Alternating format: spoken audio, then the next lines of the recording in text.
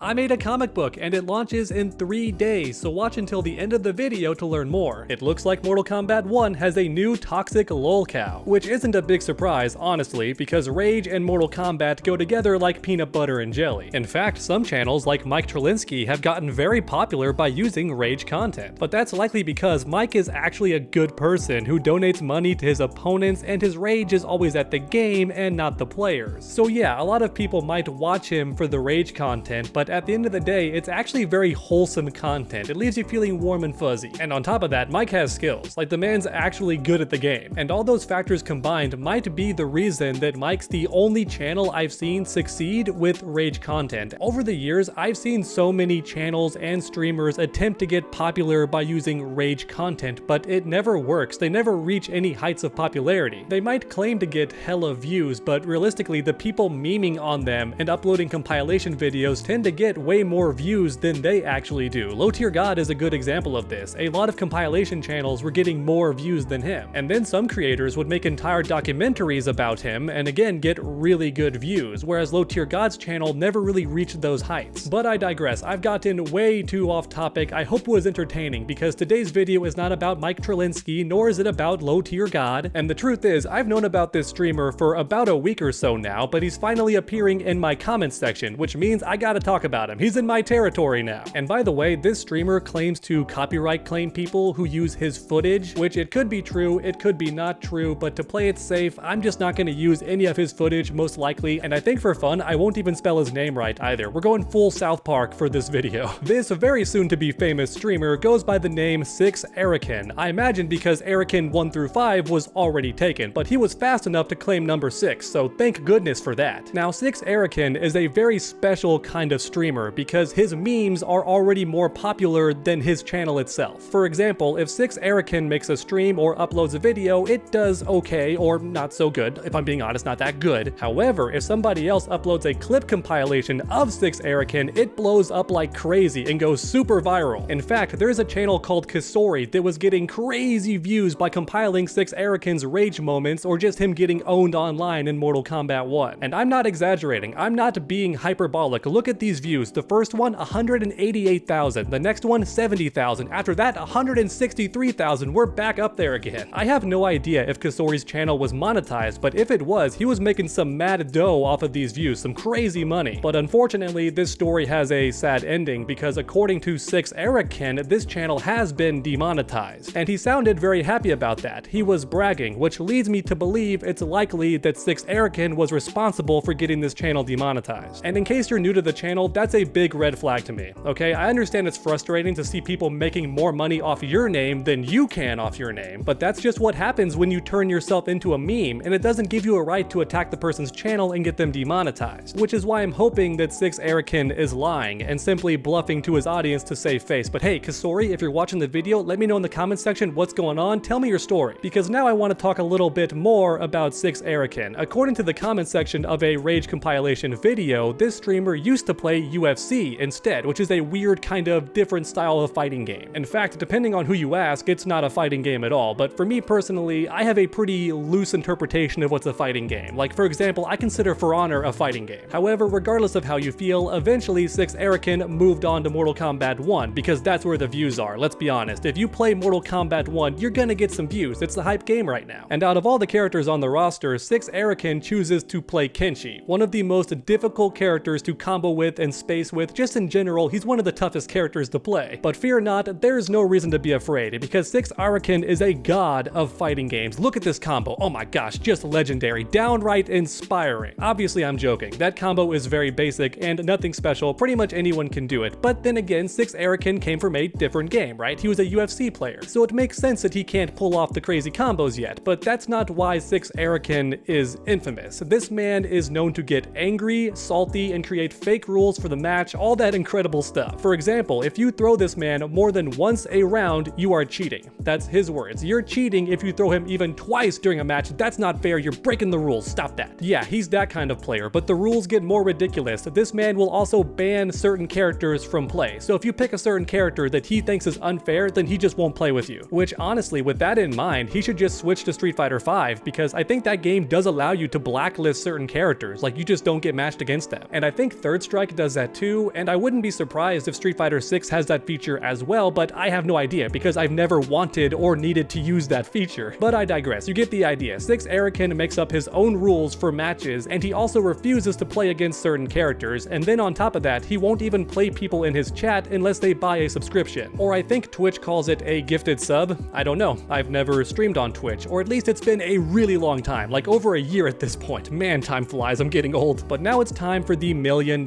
question. Is 6 Arin legitimately getting mad? Is he actually malding and a really toxic streamer, or is this whole thing a character? In my honest opinion, very similar to Low Tier God, it's a mix of both, because on the one hand, he's wearing a mask, which means he does not want his real identity to be associated with his behavior when he streams. And with that in mind, it's very likely that he's playing a character, especially when it comes to these made-up rules, like only throwing once around or only picking certain characters. You know, some characters are banned. All of that certainly does feel like a character. However, when it comes to some of his emotional responses to losing or being trolled, I think that is actually genuine. I'm no psychologist, but I feel like most humans can look at someone's facial expressions and tell when they're genuine. You can see when someone's actually upset or disappointed or malding. You get the idea. I've been covering fighting games for over 10 years now on this channel alone, and even before this channel's creation, I was still watching people play the game. And as a result, I can tell when someone's salty, even if I can only see their eyes and their body language, right? Like dipping their head, rolling their eyes, spinning their head. Whenever 6 Arin does anything like that, I believe it's genuine, at least to some extent. But as you all know, I love making these videos interactive, so let me know your thoughts in the comment section down below. Do you think 6 Arin is a character and he's just trolling everybody for views, or do you think he's genuinely angry? In fact, 6 Arin, if you want an interview on the channel, I'd totally be down to hear your story. That sounds like a lot of fun. And I promise not to roast you or set you up. I just genuinely want to get inside your head and understand what inspires someone to make content like you do. What's the idea? What's your end game? You know, what inspired you to get started? All that stuff sounds like fun. I want to pick your brain, so please don't flag this video. Please don't get me demonetized, alright? That's just not okay. Don't do that. I hope you were joking. No, seriously, you better not have gotten that man's channel demonetized just because he was compiling stuff that you uploaded publicly for everyone to see. I really hope that's not the case and that you're bluffing, because Low Tier God would claim the same thing. He'd be like, oh, I got this guy's channel taken down, or oh, it's gonna be taken down really soon. But thankfully that never happened, although in Low Tier God's case, I think he actually was genuinely trying to get those channels taken down. But alright, now it's time to talk about my comic, Top Tier. The Indiegogo goes live in 3 days, and I could not be more excited, because Top Tier is the first fighting game comic written by a fighting game lover for fighting game players. Every character in this comic was designed by me, and a subtle reference to the fighting games you all play and love so much. Take Thunder, for example, a pro wrestler that goes around the world challenging the strongest fighters to raise money for various charities. As a veteran fighter, she actually teaches newcomers how to fight better, and it's a cheeky reference to fighting games, right? For example, she teaches that throws are unblockable and how getting hit actually builds meter faster than landing hits. She even explains how to use EX attacks and how to use supers. You get the idea. She's the expert when it comes to fighting, and I can't wait for you to read all about her in issue 1. Once again, the Indiegogo launches in 3 days, and I'll see you there.